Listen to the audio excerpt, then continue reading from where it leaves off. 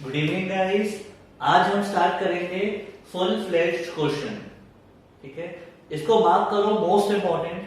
99% chances हैं कि ये बोर्ड्स में आएगा ही आएगा और 6 मार्क्स में आएगा। ठीक है, सो ये क्वेश्चंस आपने बहुत अच्छे से करने हैं। जो हमने अब तक किया एनपीओ के अंदर वो 3 to 4 मार्क्स में आएगा और ये क्वेश्चन 6 मार्क्स में आएगा। राइट, तो सबसे पहले लिखो 3 steps for a full fledged question. 3 steps. इसमें आपको 3 स्टेप्स करने हैं। Number 1, prepare an opening balance sheet. Prepare an opening balance sheet to find opening capital fund. To find opening capital fund. Prepare an opening balance sheet to find opening capital fund. Number 2, prepare an income and expenditure account. Prepare income and expenditure account to find surplus और deficit. ये तो आप last class में सीख ही चुके हो, income and expenditure account. Number 3, prepare a closing balance sheet. Prepare a closing balance sheet. ठीक है, तो फुल फ्लेज्ड क्वेश्चन के अंदर ये तीनों बनाने हैं हमने। यहां तक लिख लो, उसके बाद आप लोग क्वेश्चन को रीड करो।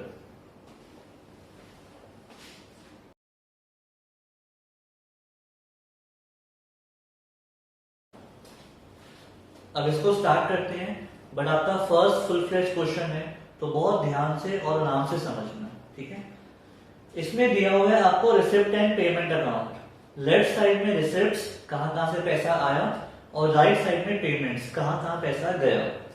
स्टार्टिंग में दिया हुआ है to balance brought down, cash in hand, cash at bank. इसका मतलब होता है ओपनिंग कैश, साल की शुरुआत में कितना कैश था।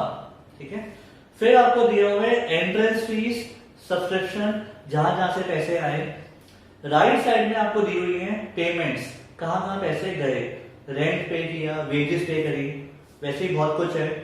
लास्ट में आपको दिया हुआ है बैलेंस कैरिड डाउन, मतलब क्लोजिंग कैश, साल के एंड में कितना कैश बचा है। तो बैलेंस ब्रॉट डाउन मतलब opening cash, balance carried down मतलब क्लोजिंग कैश। ठीक है, फिर आपको नीचे एडजस्टमेंट्स दी हुई है।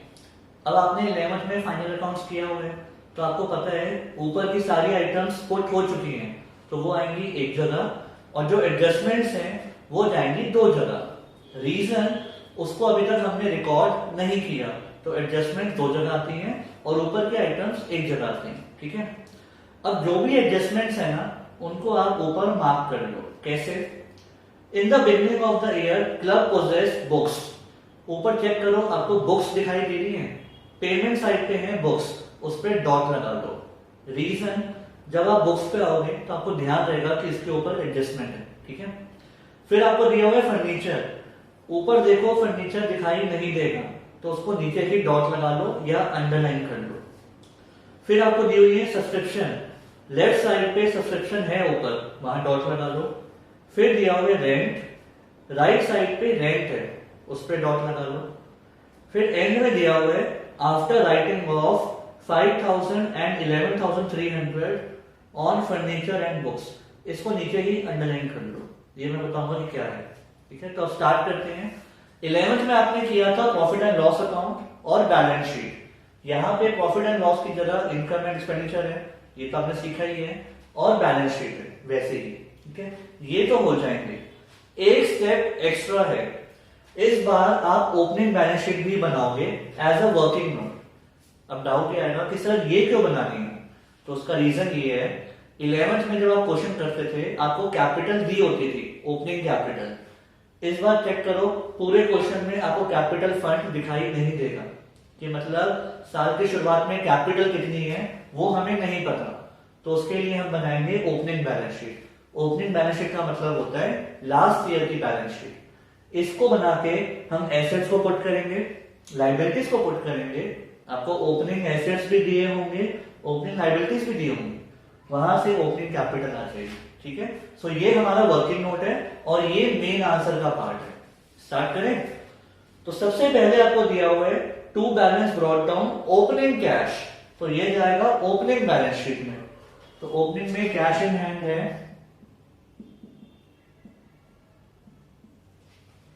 10,000 और कैश एट बैंक है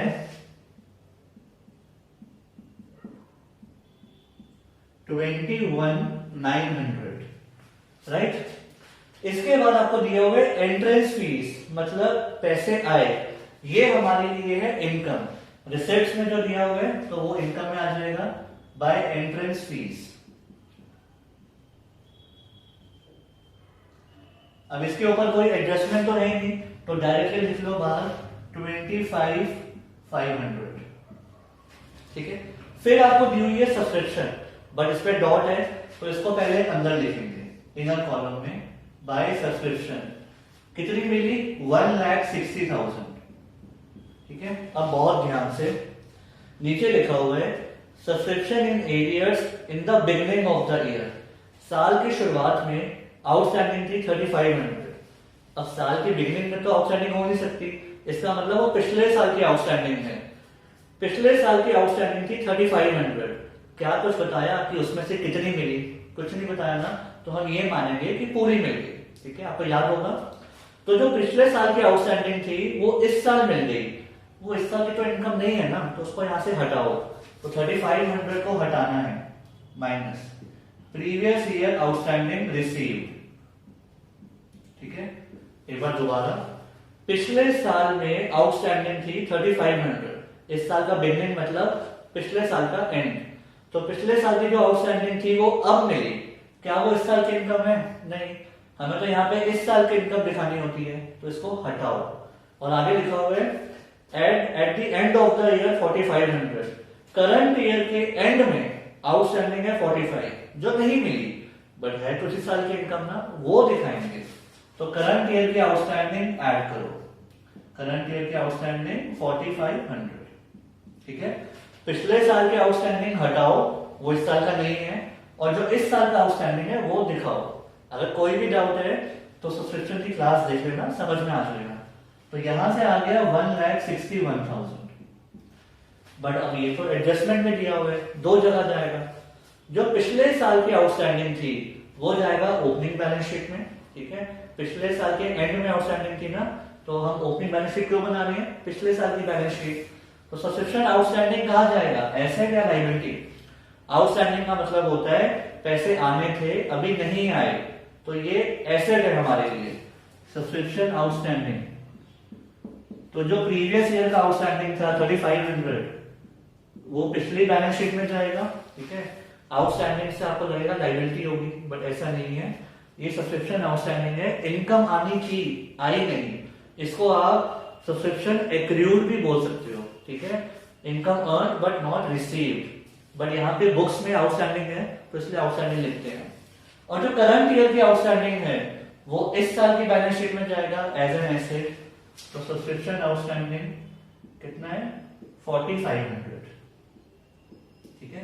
तो एडजस्टमेंट जाएगी दो जगह, पिछले साल की आउटस्टैंडिंग पिछले साल की बैलेंस शीट में, करंट ईयर की आउटस्टैंडिंग मिलनी है अभी, ये कल को मिलेगी, तो करंट ईयर की बैलेंस शीट में, ठीक है।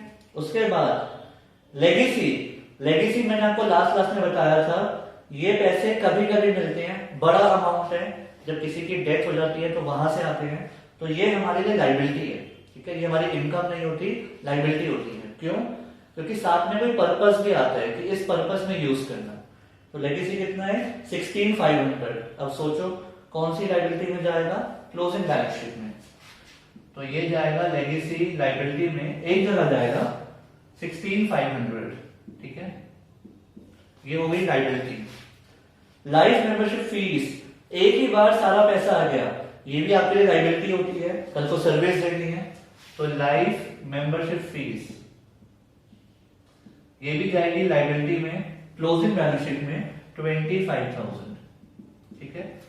इनका एक इंपैक्ट है कैश के अंदर, रिसिप्ट एंड पेमेंट का मतलब ही क्या होता है? कैश। तो एक इंपैक्ट वहां है और दूसरा यहां आ गया। सरप्लस फ्रॉम एंटरटेनमेंट इवेंट्स, आपने कोई इवेंट करवाया था, वहां से पैसे आए 56, ये आपके लिए इनकम है, ये लायबिलिटी नहीं है। तो by surplus from entertainment events 5,600, ठीक है। यहां तक एक बार अच्छे से देख लो, समझ लो, फिर हम नेक्स्ट साइड करेंगे।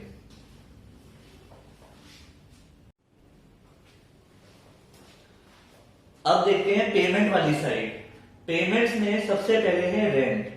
पेमेंट मतलब पैसे गए, तो आपके लिए एक्सपेंडिचर, तो रेंट आएगा एक्सपेंस में, बट एडजस्टमेंट दी हुई है तो पहले इनर कॉलम में आएगा 16,800।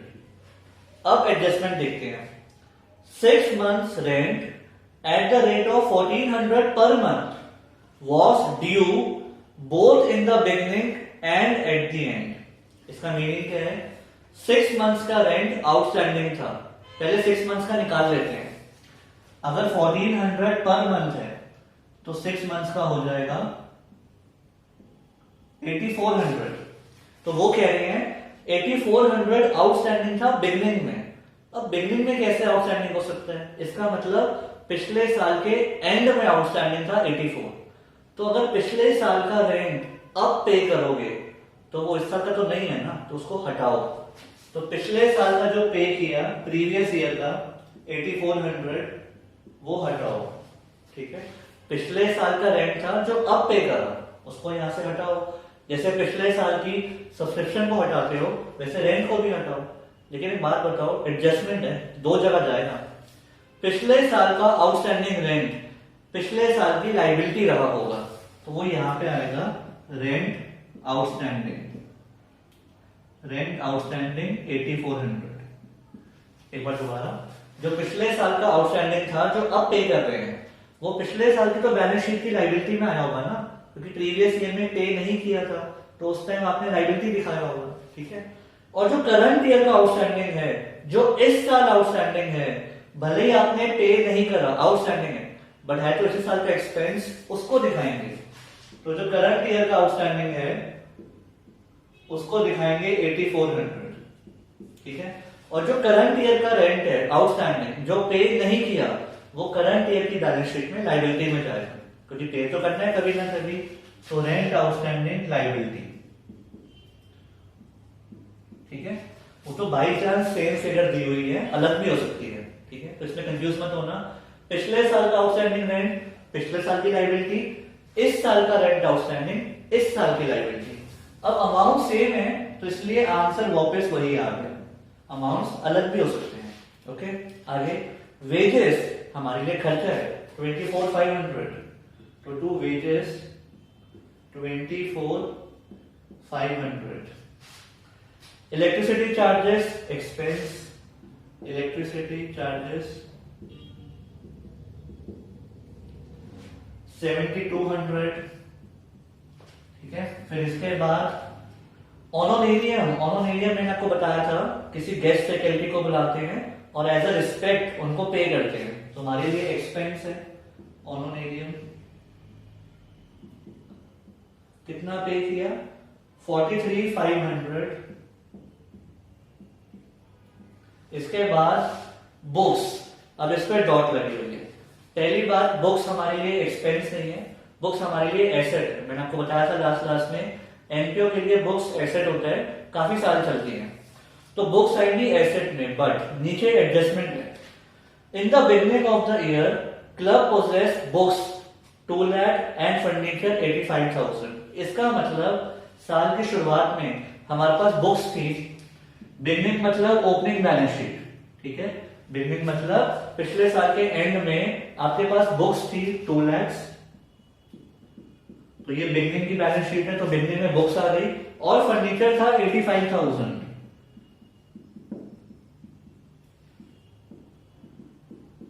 तो साल की शुरुआत में आपके पास बुक्स थी 2 लाख की और फर्नीचर था 85, दोनों हमारे एसेट है। चलो डन। अब पेमेंट साइड पे देखो, बुक्स 21,300, इसका मतलब आपने और बुक्स खरीद ली 21,300 की। एक बात बताओ, जो आपके पास पहले बुक्स थी क्या वो खत्म हो गई? खत्म थोड़ी हो गई, वो तो है, प्लस और खरीद ली। और नीचे जो एडजस्टमेंट है वो 2 जगह जाएगी। तो इसका मीनिंग क्या है? जो पहले से बुक्स थी वो तो है ही, प्लस जो और खरीद ली उससे हमारा एसेट बढ़ जाएगा 21,300 की, तो टोटल हो गई 221,300, ठीक है। एक बार दोबारा देखो, आपके पास एक घर है पहले से, ठीक है, लास्ट ईयर, उसको आपने सेल नहीं किया, वो तो है ही, तो आपने अगर और घर खरीद लिया, अब 2 घर हो जाएंगे ना, तो बुक्स जो पहले से हैं ये थोड़ी है कि उनको दिखाना नहीं है, अभी भी वो एसेट में रहेंगी, जो और खरीदी वो ऐड हो जाएंगी, ठीक है। पुरानी बुक्स थोड़ी बेची है अभी, ऐसा तो कहीं लिखा नहीं है, तो ये वाला एसेट इधर भी आएगा। वैसे भी एडजस्टमेंट है नीचे, 2 जगह जाना है तो ये 2 जगह आ गया, और जो अभी खरीदी वो 1 जगह, ठीक है। अभी मैं इसको बाहर नहीं कर रहा क्योंकि इसमें एक और एडजस्टमेंट है, वो बाद में देखेंगे। उसके बाद ऑफिस एक्सपेंसेस 45,000, ये तो खर्चा है, तो to office expenses 45,000। 3% fix deposit, इसको मार्क करो, वेरी इंपॉर्टेंट। ये है आपकी हिडन एडजस्टमेंट, ऐसी एडजस्टमेंट जो नीचे नहीं दी हुई फिर भी एडजस्टमेंट है, ठीक है। कैसे? आपने एफडी करवाई, एक बात बताओ, एफडी हमारे लिए खर्चा या एसेट? एफडी हमारे लिए एसेट है, ऊपर दिया हुआ है एक ही जगह जाएगा, ओपनिंग बैलेंस शीट या क्लोजिंग बैलेंस शीट, ये जाएगा क्लोजिंग बैलेंस शीट में। इसका रीजन है, सबसे पहले लिख लेते हैं 3% एफडी एसेट है हमारे लिए, 3% फिक्स डिपॉजिट।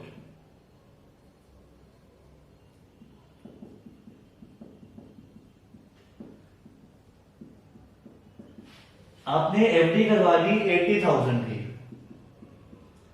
ये जाएगा क्लोजिंग में। रीजन, आपने एफडी करवाई है 1 अक्टूबर 2019 को, तो वो 1 अप्रैल 19 में कैसे हो सकता है? आपने तो करवाई साल के बीच में है, तो वो ऊपर जाएगी, ठीक है।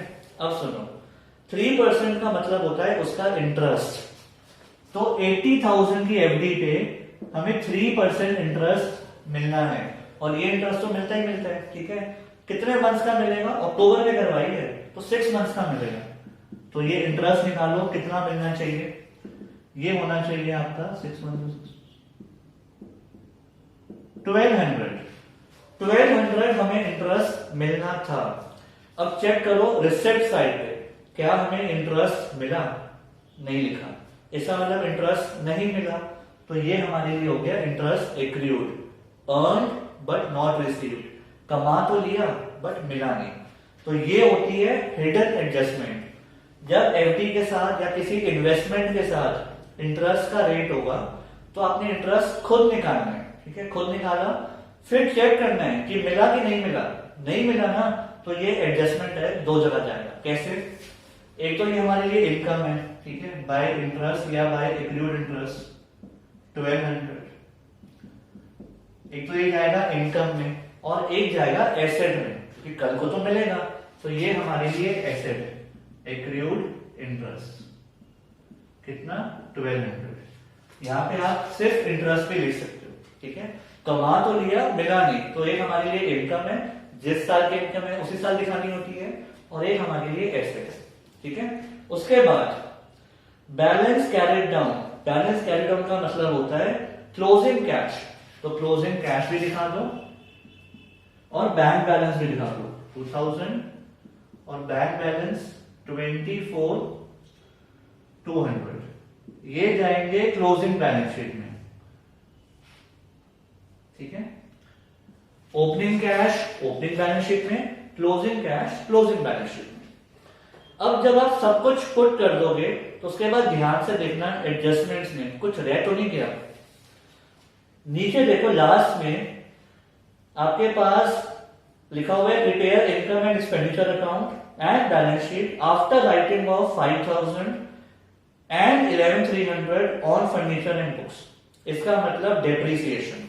तो आपके पास जो बुक्स थी, बुक्स तो हैं बट थोड़ी सी डेप्रिशिएट हो गई, यूज करोगे खराब तो होंगी।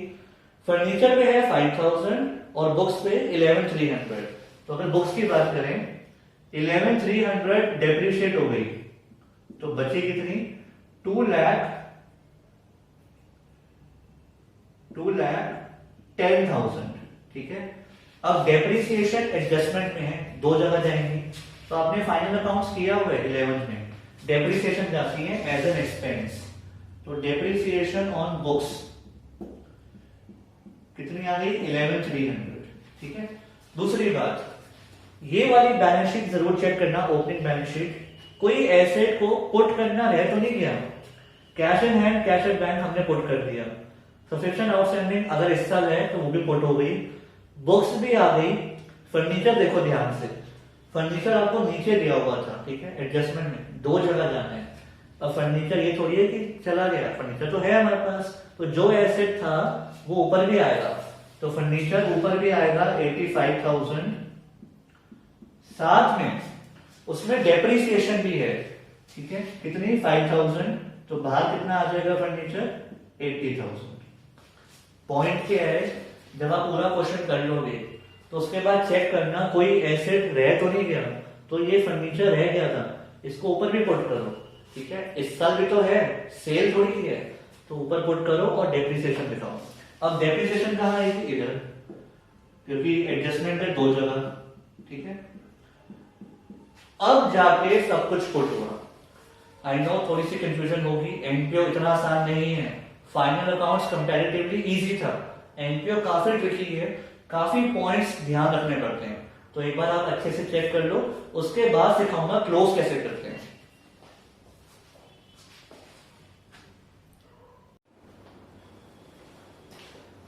अब सीखेंगे कि इसको क्लोज कैसे करना है। सबसे पहले आपको ओपनिंग बैलेंस शीट को क्लोज करना है। एसेट्स का टोटल करो, ये आ रहा है 320,400, इसको इधर भी पुट करो, क्योंकि एसेट्स और लायबिलिटीज सेम होते हैं। इसमें से लायबिलिटीज माइनस करोगे ना तो कैपिटल आ जाएगी। आपने सीखा भी हुआ है अकाउंटिंग इक्वेशन में, assets is equal to liability plus capital. तो अगर कैपिटल निकालनी है कैसे निकालोगे, एसेट्स माइनस लायबिलिटीज, तो इसमें से ये माइनस करो, तो ये आ गया 3,12,000, ये है आपकी कैपिटल फंड, ठीक है, ओपनिंग में कितनी कैपिटल है। अब इस कैपिटल को इधर पुट करो क्लोजिंग बैलेंस शीट में, क्योंकि कैपिटल जाती है लायबिलिटी साइड में, तो कैपिटल को लिखो इनर कॉलम में 3,12,000, ठीक है, 11 में भी आपने किया हुआ है, कैपिटल यहां आता है, इसमें प्रॉफिट प्लस होता है और लॉस माइनस होता है। तो अब क्या करना है, फर्स्ट स्टेप हमारा ये था, सेकंड स्टेप हमारा ये रहेगा, सरप्लस या डेफिसिट निकालो कि सरप्लस आया या डेफिसिट। इस क्वेश्चन में ये वाली साइड बड़ी है, इनकम साइड, इसका टोटल है 193,300, इसमें से एक्सपेंसेस वाली साइड माइनस करो, तो आपका सरप्लस आ रहा है 40,000, ठीक है, आप चेक कर लेना, सरप्लस आ गया 40, जिसको हम 11 में प्रॉफिट बोल देते हैं, बट ये एनपीओ है, इसमें सरप्लस बोलते हैं। फिलहाल हमने इतना कमा लिया, अब कैपिटल में इस सरप्लस को ऐड करो, थर्ड स्टेप हमारा ये रहेगा, ठीक है, मतलब 3,12,000 तो थे, प्लस 40 और आ गए, टोटल कितना हो गया 3,52,000। तो अब अगर ये बैलेंस शीट टैली हो गई तो आपके 6 मार्क्स आ गए, अदरवाइज कुछ गलती है, ठीक है, तो उसको आप टैली करोगे तो टोटल आ रहा है 401,900 ऑन बोथ साइड्स, 401,900। स्पेस कम थी तो यहाँ थोड़ी प्रॉब्लम हो गई, आप एडजस्ट कर लेना, टोटल वैसे सामने आना चाहिए 401,900, ठीक है। So this is your question full fledged, आपको ऐसे करना है। अब नेक्स्ट क्वेश्चन पहले आप ट्राई करना।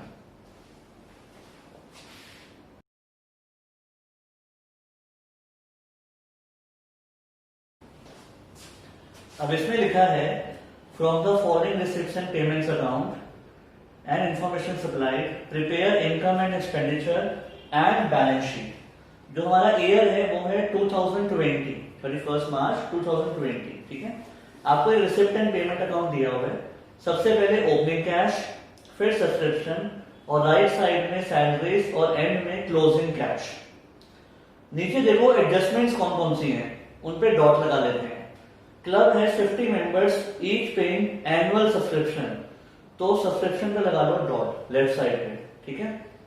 फिर सैलरीज आउटस्टैंडिंग, राइट साइड में सैलरीज पे लगा लो डॉट। 1 अप्रैल 2019 को बिल्डिंग है, फर्नीचर और बुक्स, इसमें से ऊपर है बुक्स, बुक्स पे लगा लो डॉट, और बिल्डिंग और फर्नीचर को नीचे अंडरलाइन कर लो क्योंकि ये ऊपर नहीं है। फिर उसके बाद डेप्रिसिएशन, तो इसको यहीं पे लगा लो डॉट, ठीक है। चलो स्टार्ट करते हैं। तो सबसे पहले आपको दिया हुआ है बैलेंस ब्रॉट डाउन, मतलब ओपनिंग कैश। तो साल की शुरुआत में कैश था हमारे पास 7,000, राइट। उसके बाद सब्सक्रिप्शन, ये बहुत ध्यान से समझना, सब्सक्रिप्शन टोटल मिली 29,000, तो बाय सब्सक्रिप्शन 29,000। आपको मालूम है कि इस साल की सब्सक्रिप्शन दिखाओ, पिछले साल की और अगले साल की हटाओ। इसमें से 5,000 मिले पिछले साल के 2019 के, उसको हटा दो। 31 मार्च 2019 के मिले 5,000, इसको हटा दो। और नेक्स्ट ईयर के 2021 के मिले 4,000, इसको भी हटा दो। तो मतलब करंट ईयर के कितने हैं 20, और आपको दिया भी हुआ है 2020 के हैं 20,000। ठीक है, एक बार दोबारा, टोटल मिले 29,000, इसमें से पिछले साल वाले हटा दो, नेक्स्ट ईयर वाले भी हटा दो, इस साल के कितने मिले 20। अब नीचे एडजस्टमेंट करो। Club has 50 members, each paying annual subscription of 500। हमारे पास 50 मेंबर्स हैं और हर कोई 500 देगा, तो हमारी टोटल इनकम होनी कितनी चाहिए थी? टोटल सब्सक्रिप्शन होनी चाहिए थी हमारी 50 इंटू 500, मतलब 25,000। तो उन्होंने आपको आंसर दे दिया कि आपकी टोटल सब्सक्रिप्शन 25,000 होनी चाहिए। ठीक है, बट मिली कितनी 20,000। इसका मीनिंग क्या हो गया? 5,000 आउटस्टैंडिंग है करंट ईयर की।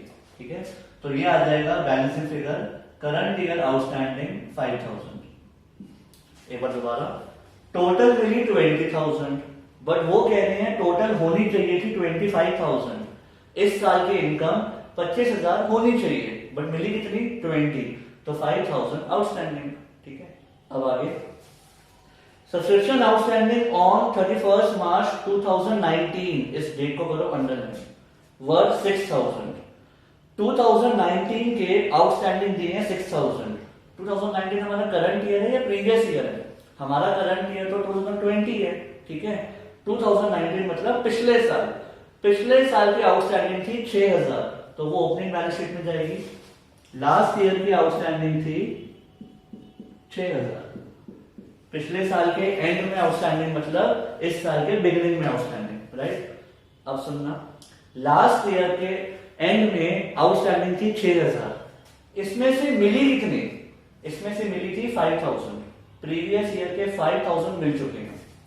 पिछले साल टोटल आउटस्टैंडिंग थी 6, जिसमें से 5 तो मिल गई इस साल। ठीक है, और जो मिली है वो हमने हटा भी दी, क्योंकि वो करंट ईयर की इनकम नहीं है, उसको हटा दिया।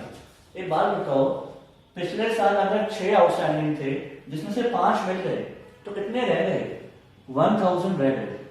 क्या उसको छोड़ दोगे कि चलो छोड़ो कोई बात नहीं? छोड़ेंगे थोड़ी, लेंगे ना। माइट भी नेक्स्ट ईयर लेंगे, कभी भी लेंगे जरूर। तो 6 में से 5 तो आ गए, अभी भी कितने पेंडिंग है? 1,000। उसको छोड़ूंगा थोड़ी, वो मेरा एसेट है अभी भी, क्योंकि वो आने हैं। ठीक है, तो वो क्या जाएंगे? करंट ईयर की बैलेंस शीट में जाएंगे सब्सक्रिप्शन आउटस्टैंडिंग 1000 जो पेंडिंग है। ठीक है, ऊपर दोबारा, पिछले साल के एंड में आउटस्टैंडिंग थे 6,000, उसमें से मिल गए 5,000, ये रहा मिल गए। 1000 पेंडिंग है, वो आ गए एसेट में। ठीक है, दूसरी बात, करंट ईयर का आउटस्टैंडिंग कितना है? 5,000, ये भी तो लेने हैं। जो करंट ईयर के आउटस्टैंडिंग है 5, तो वो भी हमारा एसेट है। तो टोटल आउटस्टैंडिंग कितना हो गया? 6। ठीक है, इसमें कंफ्यूज मत होना, बहुत ध्यान से देखना। पिछले साल के आउटस्टैंडिंग 6, उसमें से मिल गए 5, स्टिल आउटस्टैंडिंग 1,000, और करंट ईयर के आउटस्टैंडिंग 5, तो टोटल आउटस्टैंडिंग 5 + 1 6,000। ठीक है, अगर आप ध्यान से देखो ना, वहां लिखा भी है सब्सक्रिप्शन आउटस्टैंडिंग ऑन 31 मार्च, इसे करो अंडरलाइन। ऑन का मतलब क्या होता है? आज के दिन टोटल आउटस्टैंडिंग। तो पिछले साल के एंड में टोटल आउटस्टैंडिंग थे 6, जिसमें से मिल गए 5, तो बच गए 1। ठीक है, और करंट ईयर के 5, तो टोटल हो गए 6,000, राइट? उसके बाद हायर ऑफ ग्राउंड, मतलब आपने ग्राउंड रेंट पे दिया था, तो वहां से पैसे आए 14,000, तो by hire of ground income है 14,000। रिसिप्ट्स में दिया हुआ मतलब पैसा आया। सरप्लस फ्रॉम एंटरटेनमेंट इवेंट्स, तो बाय सरप्लस कितने पैसे आए? 8,000। Sale of old newspapers income है, पुराने न्यूज़पेपर बेच दिए। Sale of old newspaper 2,000। ठीक है, आई होप यहां तक समझ आ गया होगा। पहले यहां तक लिख लो, फिर नेक्स्ट साइड करते हैं।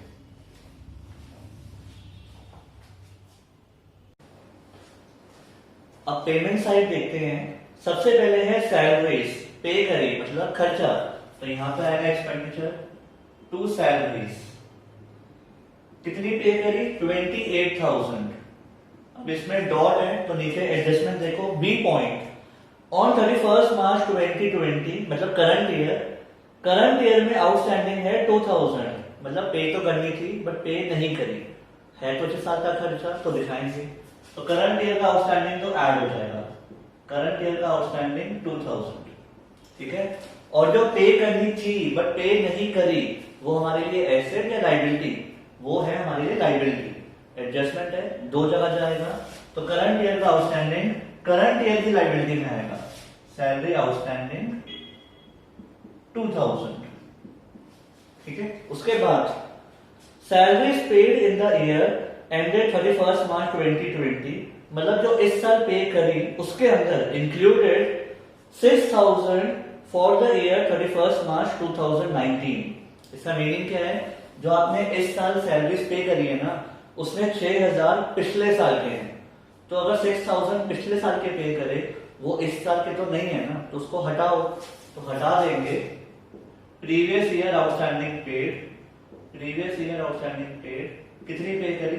6000, ठीक है। एक बार दोबारा, जो टोटल पे करी है 28, उसमें 6000 पिछले साल के हैं, तो क्या वो इस साल का एक्सपेंस है? नहीं, उसको हटाओ, माइनस कर दिए। और एक बात बताओ, पिछले साल के आउटस्टैंडिंग अब पे कर रहे हो, इसका मतलब लास्ट ईयर की बैलेंस शीट में वो लायबिलिटी थी, क्योंकि तब तो पे नहीं करी थी, तो लास्ट ईयर की बैलेंस शीट में सैलरी आउटस्टैंडिंग कितनी जाएगी? 6000, ठीक है। अगर प्रीवियस ईयर की आउटस्टैंडिंग अब पे कर रहे हो, मतलब प्रीवियस ईयर की बैलेंस शीट में वो लायबिलिटी थी, तब तक वो पे नहीं की थी, तो वहां पे भी जाएगी। एडजस्टमेंट है, दो जगह आ गई, ठीक है। अब इसको क्लोज करते हैं। जैसे 30 माइनस 6 24, तो करंट ईयर का एक्सपेंस कितना है? 24, क्योंकि 28 पे कर दिए थे, 2 आउटस्टैंडिंग थे, टोटल 30, उसमें से 6 तो पिछले साल के थे, वो हटा दिए, तो करंट ईयर का एक्सपेंस 24 है, ठीक है। इसके बाद जनरल एक्सपेंसेस, नॉर्मल खर्चा टू जनरल एक्सपेंस कितना है? 6000। इलेक्ट्रिसिटी चार्जेस एक्सपेंस है, इलेक्ट्रिसिटी खर्चा 4000। बुक्स हमारा एक्सपेंस नहीं होता, बुक्स एसेट होता है और उस पर डॉट भी लगा है, तो उसको 1 मिनट के लिए छोड़ दो। न्यूज़पेपर 8000, न्यूज़पेपर 8000, और क्लोजिंग कैश कितना है? 4000, हो जाएगा क्लोजिंग बैलेंस शीट में 4000, ठीक है। अब रह गया बुक्स। अब आ जाओ नीचे सी पॉइंट पे। ऑन 1 अप्रैल 2019, मतलब बिगनिंग में आपको एसेट्स दिए हुए हैं, बिल्डिंग 2 लाख, तो ये जाएगा ओपनिंग बैलेंस शीट में। बिल्डिंग थी 2 लाख ओपनिंग में, फर्नीचर था 20,000, ये भी जाएगा ओपनिंग बैलेंस शीट में, क्योंकि सेम डेट को दिया हुआ है। और क्या था हमारे पास? बुक्स थी 20,000 की, एक और एसेट बुक्स 20,000। बिगनिंग में ये सारे एसेट्स थे, और नीचे लिखा है प्रोवाइड डेप्रिसिएशन ऑन फर्नीचर 10%। अब सुनना ध्यान से, अगर बिगनिंग में आपके पास बिल्डिंग थी तो इसका मतलब ये थोड़ी है कि अब नहीं है, वैसे भी एडजस्टमेंट में दिया हुआ है, 2 जगह जाएगा, तो जो स्टार्टिंग में एसेट्स थे उनको सेल थोड़ी की है अभी, ऐसा तो कहीं मेंशन है नहीं, तो ये ऊपर ही जाएंगे क्लोजिंग बैलेंस शीट में, ठीक है। बिल्डिंग कितनी थी? 2 लाख। क्या बिल्डिंग में कोई चेंजेस है? सेल, परचेज या डेप्रिसिएशन नहीं है, तो उसको एज इट इज लिख दो, ठीक है। अब यहां से फर्नीचर भी लेके आना है, बट फर्नीचर में एक एडजस्टमेंट है, लिखा हुआ है डेप्रिसिएशन ऑन फर्नीचर 10%, तो इसको 10% डेप्रिशिएट कर दो, तो इसका मतलब कितना बचा? 18,000। और डेप्रिसिएशन 2 जगह जाएगी, दूसरी जगह कहां जाएगी? इधर, टू डेप्रिसिएशन 2000, ठीक है। हमारे लिए नुकसान, एडजस्टमेंट है, 2 जगह आनी है। उसके बाद बुक्स रह गई थी, बट बुक्स पे डॉट लगी हुई है। बुक्स हमने देखो परचेज करी है कितनी, 10,000। पहले से बुक्स थी 20, तो उसको तो लिख ही लो। जो पहले से बुक्स थी वो आज भी हैं, और 10,000 की और परचेज कर ली, तो टोटल कितनी हो गई बुक्स, टोटल हो गई 30,000। ठीक है, तो जो भी एसेट्स आपके पास पहले थे, अगर वो सेल नहीं करे तो वो आज भी होंगे, तो वो ऊपर भी आएंगे, ये बात ध्यान रखना। ठीक है, यहां तक कर लो, उसके बाद क्लोज करेंगे।